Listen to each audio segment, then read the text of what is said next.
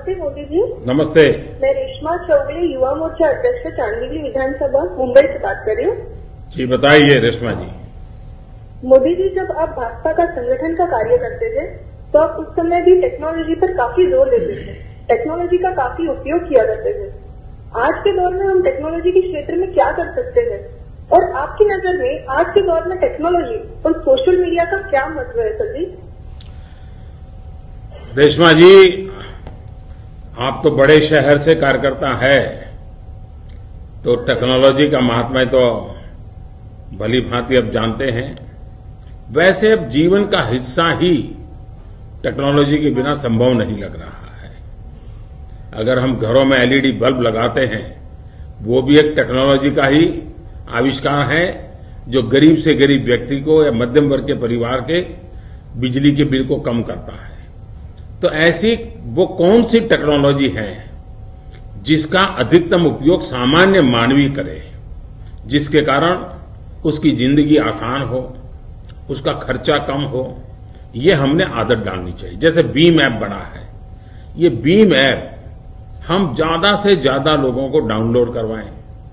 गरीब से गरीब व्यक्ति को, छोटे छोटे दुकानदार को भीम ऐप से अपना व्यापार धंधा करना सिखा दें।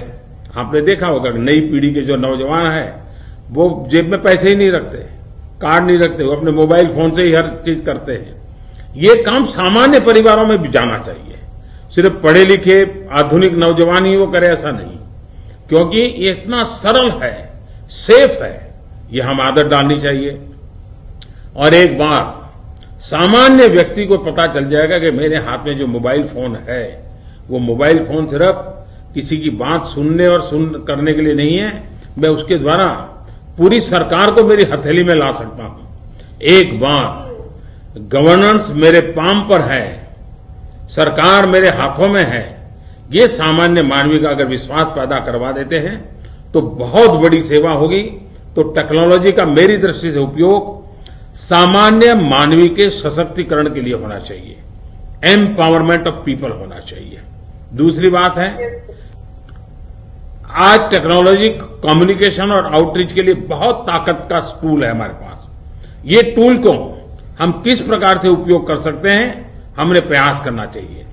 कम्युनिकेशन बड़ी आसानी से करने का सबसे सरल, आज फ्रिक्शन ऑफ सेकंड आप व्हाट्सएप के माध्यम से एक खबर दूसरी जगह पे पहुंचाते हैं। लेकिन अगर हम सक्रिय नहीं रहेंगे तो जो गंद फैलाने वाले लोग हैं, झूठ फैलाने वाले लोग हैं, अफवाह फैलाने वाले लोग हैं, वो उसकी जगह कब्जा कर लेंगे।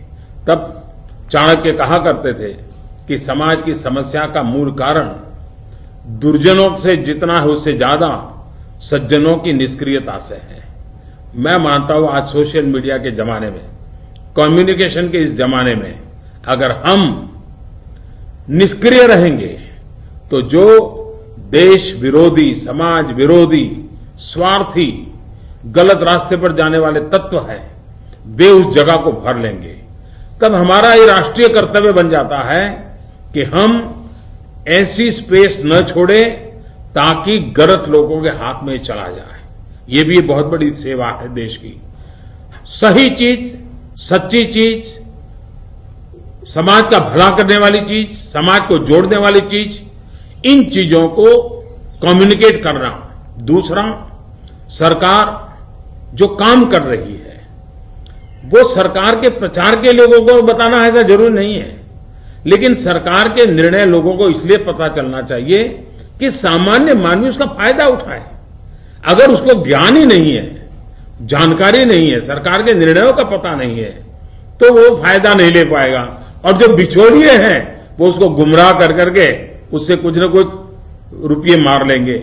मान लीजिए विधवा पेंशन है, मान लीजिए ओल्ड एज पेंशन है, मान लीजिए विद्यार्थियों की शिष्यवृत्ति है, सामान्य मानवी को मनरेगा का लाभ मिलने वाला है। ऐसी जितनी सामान्य मानव की योजनाएं, अगर उसको पता ही नहीं है। अब आप देखिए भारत सरकार ने एक जेम पोर्टल बनाया है, GEM।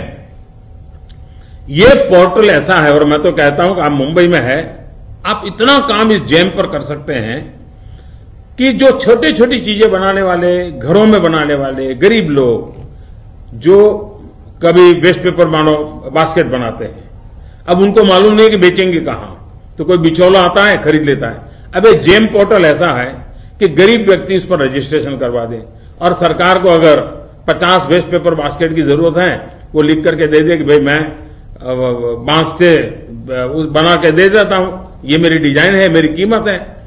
सरकार ने ऐसी योजना बनाई कि गरीब से गरीब व्यक्ति से खरीद सकता है। अब ये टेक्नोलॉजी की ताकत है, हम इस बात को पहुंचा सकते हैं। तो बीम ऑफ हो, जैम हो, ऐसी कई योजना है जिसको, उसी प्रकार से नरेंद्र मोदी ऐप पर इतनी सारी सरकार की योजनाएं हैं, इन्फोग्राफिक्स हैं, झूठ फैला रहे हैं तो उसका जवाब है।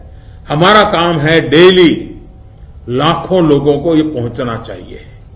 उनके खबरों के दौर में ना रहिए बेखबर, हर खबर की हम लेंगे खबर। मेरे साथ जुड़िए रात 9 बजे मास्टर स्ट्रोक सिर्फ एबीपी न्यूज पर।